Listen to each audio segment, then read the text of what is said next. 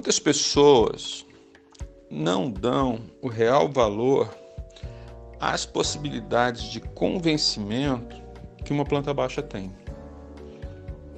Por outro lado, algumas pessoas começam a fazer um projeto a partir da planta baixa. Tem dois erros aí. Então a gente precisa acertar um pouquinho a real importância do desenho em planta baixa. Porque no início dos trabalhos, ela vai servir para nos dar as proporções do ambiente, estabelecer as vizinhanças. Ela vai nos ajudar a nos situarmos dentro do espaço, a entendermos as suas reais dimensões. Mas é importante que se diga que a planta baixa é apenas um corte horizontal, um volume que existe e você cortou horizontalmente, como se tivesse cortado uma casa de bonecas. Aí você olha o que tem ali dentro. Não é através dessa planta baixa que você vai buscar as suas inspirações para fazer o projeto. A tua inspiração para fazer o projeto vão ser aquelas proporções importantes que você colhe quando vai no ambiente. A relação entre os planos, a altura versus a largura, você precisa se sentir dentro do ambiente para ter determinadas vontades. Aí você vai começar a fazer pequenos croquisinhos de perspectiva no cantinho do desenho e a planta baixa depois vai representar esses croquis. Então, as nossas decisões de projeto, elas não podem ser baseadas apenas na planta baixa. Depois que a gente faz um layout, o próprio layout já é consequência de uma decisão de projeto. E essa decisão de projeto a gente só consegue tomar a partir da observação do espaço e não através de um exercício de planta baixa. Então, nessa planta baixa, nós vamos começar a representar aquilo que nós achamos importante depois de observar o espaço nas suas reais proporções, né? Muitas vezes, a própria planta baixa pode não fazer muito sentido para quem olha para ela de uma forma individual. A pessoa pode achar uma coisa meio estranha a disposição das coisas na planta baixa. Mas quando a pessoa olha para o projeto faz sentido. A perspectiva faz sentido, o seu trabalho faz sentido. Então a planta baixa estava só representando um corte daquilo. E um corte não tem o poder de representar a sua ideia, ok? Mas também é importante que a gente diga que para o cliente que está sendo apresentado para o projeto naquele momento, é importante que essa planta seja desenhada corretamente, porque ela vai ser um grande instrumento de convencimento da nossa ideia. Então, se o cliente vai olhar para essa planta baixa durante muito tempo, e nós também vamos recorrer à planta baixa para explicar as perspectivas, as circunstâncias do nosso projeto, aonde que o cliente está se situando naquele momento, etc., ela vai merecer as nossas atenções de desenho. Esse desenho que vocês estão vendo é uma planta baixa de um pequeno apartamento. Ela foi feita através de uma marcação, né, que se faz antes, com uma lapiseira 05, né? Eu não gosto de usar essa lapiseira 03, mas eu uso um grafite 2H, um grafite bem duro, né? O grafite, quanto mais H, mais duro, quanto mais B, mais macio. Em seguida, com uma caneta hidrocor, uma caneta desse tipo Unipin, a gente começa a fazer os contornos, né? Dos elementos que estão em primeiro plano, e os elementos que estão em segundo plano, eles são desenhados com uma caneta mais fina, né? O piso, né? Aqueles detalhes que estão mais longe do olhar, né? É importante que nós tenhamos, antes de desenhar, uma noção dos recursos que nós vamos ter, que nós vamos querer na aparência final do desenho. Então, se você vai começar a fazer um desenho, você já precisa saber como é que você quer que ele se comporte no final. Esse desenho podia ser feito à régua, sem problemas, não tinha problema algum, é só uma decisão. Ele podia ser feito com grafite em vez de ser com canetinha. Mas nesse caso a opção foi fazer à mão livre. E fazer o desenho à mão livre dá para a apresentação um toque pessoal do profissional, né? Um toque do profissional que está desenhando. Isso é importante porque o cliente percebe que quem desenhou foi o profissional e não a máquina. Dessa forma, o desenho à mão livre é importante quando ele realmente parece que foi feito um desenho à mão livre. Parece que ele foi feito de fato à mão livre. Ele não tem a ambição de ter sido feito à régua, ok? Nós não podemos querer tirar desse desenho uma aparência de um desenho feito com instrumento, com régua.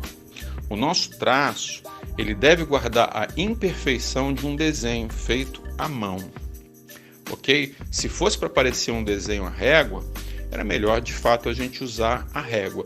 Então ele deve realmente parecer que foi um desenho feito à mão livre.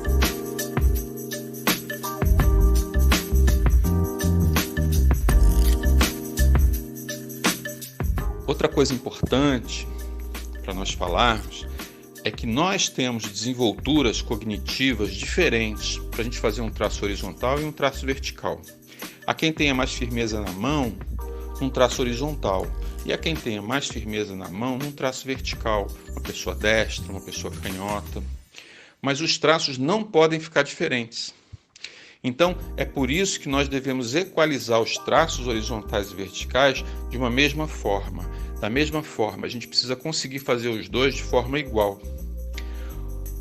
O que nós fazemos então? Nós simulamos um traço tremido, porque dessa forma nós vamos conseguir fazer bem feito, tanto de forma horizontal como de forma vertical. Esse tremido vai dizer que ele foi feito à mão livre. Mas tem outra coisa muito importante também. Ele pode ser tremido e deve ser, mas não pode ser torto. As linhas paralelas têm que continuar paralelas e as linhas perpendiculares têm que continuar perpendiculares. Então, nós não podemos exigir essa habilidade de nós mesmos. Para isso, a gente vai precisar traçar linhas finas, quase invisíveis, de grafite por baixo. A gente vai cobrir essas linhas, ok? Uma outra coisa importante também para falar é que nós tendemos a fazer um traço, sobretudo os traços horizontais, em arco, como se fosse aquele limpador do para-brisa do carro, sobretudo quando o traço é muito grande. Então nós devemos parar esse traço quando a gente está com desconforto para fazer ele e emendar esse traço com outro. A gente sai emendando. Só não pode cruzar as linhas. A gente deixa um vaziozinho entre as duas linhas para parecer que houve de fato uma descontinuidade, ok? Isso vai dar esse artesanato mais bonito para o desenho. Quando nós desenhamos com uma caneta, nós devemos desenhar todas as linhas verticais, depois todas as horizontais ou vice-versa, ok?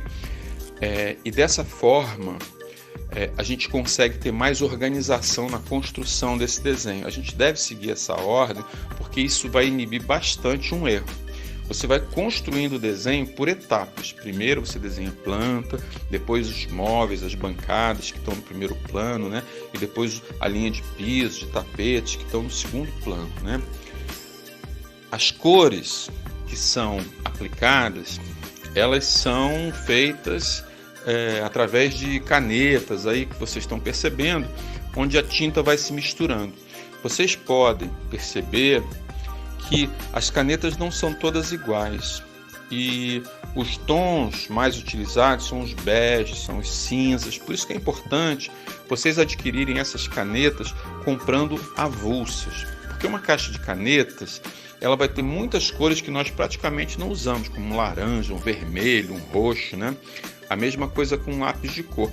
É importante também comprarmos uma boa caixa de lápis de cor, né? Eu prefiro os aquareláveis.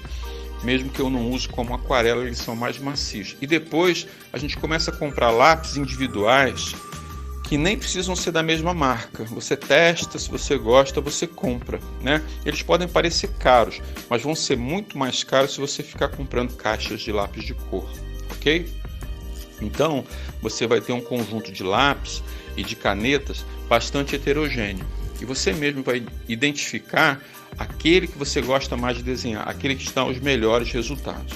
Nessa planta baixa, depois de pintar todos os móveis e pisos, também é importante que a gente passe uma sombra. E para isso a gente deve imaginar a luz sempre vindo do mesmo lugar, numa diagonal. Aí você precisa colocar sua sombra com uma caneta mais escura. Eu não gosto muito de usar o preto, eu uso um grafite mais escuro. E depois, com uma outra caneta mais grossa, você usa um grafite um pouquinho mais claro. Esse desenho vai ganhando mais profundidade. E é sempre interessante você ter um lápis branco, aquarelável ou uma caneta branca, para conseguir tirar algum recurso do reflexo, que sempre vai ser muito bem-vindo no desenho. Esses pontinhos que eu faço ao longo do desenho também são importantes, porque eles dão um ar mais artesanal ao desenho final, ao produto final. Eu costumo fazer esses pontinhos com uma caneta média e depois alguns outros com uma caneta um pouco mais grossa, ok? As plantas, elas também podem ser feitas apenas você batendo o hidrocor, ao invés de ficar desenhando folha por folha, Começa aí com um amarelo, depois vai para um verde claro, um verde mais escuro, Aí quando chega no miolo da planta, você começa a escurecer como se fosse uma sombra, E depois de tudo, você pode ainda colocar uns pontinhos vermelhos, amarelos, assim, azuis, que vão simular aquelas flores, Vai ficar sempre muito simpático aí na planta,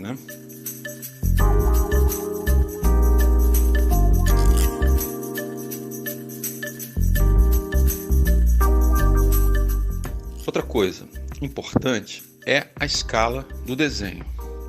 A escala desse desenho é 1:50. Mas se a planta for muito grande, você vai precisar reduzir essa escala para 1:100, 1:200. Isso também vai restringir bastante os detalhes que vão aparecendo. Quanto menor a escala, quanto menor o desenho, menos detalhes nós vamos fazer. Se essa planta fosse 1:25, por exemplo, 1:20, era importante que a gente desenhar alguns objetos soltos, tipo revistas, um telefone. Objetos vão ser importantes porque eles vão aparecer numa escala maior, E a escala 1:50, ela vai resolver sempre muito bem. E dessa forma a gente não precisa ficar desenhando tanto, esses objetos, a gente não estressa tanto o desenho, E ela se comunica muito bem com o cliente, ok? É uma boa escala para a gente trabalhar uma planta de um apartamento, até um apartamento um pouco maior, Quando a gente parte para uma planta muito grande, como de um supermercado, de um shopping, aí a gente vai tratar de fato com outro tipo de escala, ok? Esse desenho foi todo feito com caneta, ele poderia ter sido feito com lápis de cor, Com lápis de cor, a gente também pode ter um recurso de fazer uma técnica mista, passar primeiro um lápis de cor, e a gente vai construindo cores com um lápis em cima do outro, por isso que é importante a gente sempre deixar uns espaços, Não forçar tanto o lápis de cor no desenho, Porque a gente vai deixar muita tinta dele ali, Deixar um pouco o papel aparecer, por isso que é bom que o papel tenha uma certa textura, O papel Canson, por exemplo, ele tem textura e ele responde bem ao lápis de cor, Depois, o próprio papel manteiga também, Depois você pode pegar essa caneta hidrocor, essa profissional, e você passar em cima do lápis de cor. Se você pegar um cinza quase claro, quase branco, muito clarinho, Tem umas cores que você passa no papel e ela quase que não te responde com cor nenhuma. Essas canetas são importantes porque elas pegam a tinta do lápis de cor e espalham ela.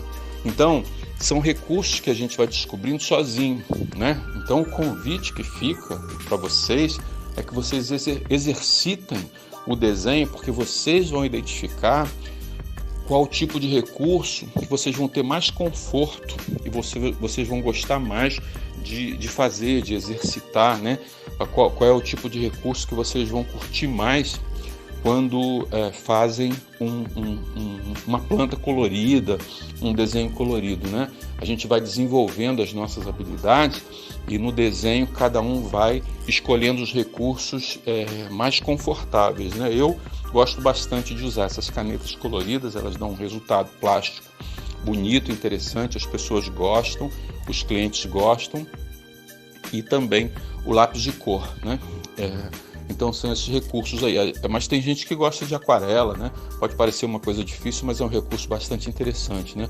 O pastel, por exemplo, também é um outro recurso.